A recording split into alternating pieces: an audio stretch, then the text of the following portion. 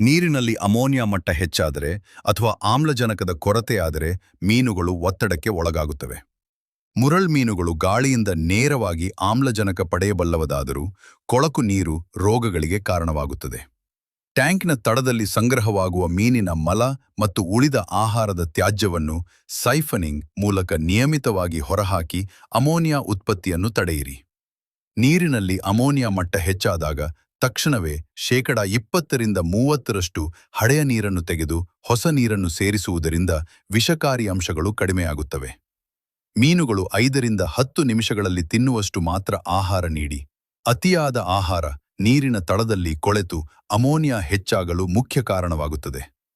ನೀರಿನಲ್ಲಿರುವ ಹಾನಿಕಾರಕ ಅಮೋನಿಯಾವನ್ನು ನೈಟ್ರೇಟ್ ಆಗಿ ಪರಿವರ್ತಿಸಲು ಉತ್ತಮ ಗುಣಮಟ್ಟದ ನೈಟ್ರಿಫೈಯಿಂಗ್ ಪ್ರೋಬಯಾಟಿಕ್ಸ್ ಬಳಸಿ ನೀರನ್ನು ದೀರ್ಘಕಾಲ ಸ್ವಚ್ಛವಾಗಿರಿಸಿ.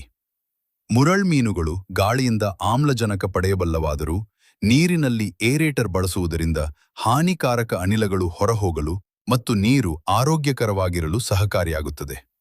ಇನ್ನು ಹೆಚ್ಚಿನ ಮಾಹಿತಿಗಾಗಿ ನಮ್ಮ ಆಕ್ವಾ ಅಭಿಯಂತ ಪೇಜ್ ಅನ್ನು ಫಾಲೋ ಮಾಡಿ. ಧನ್ಯವಾದ.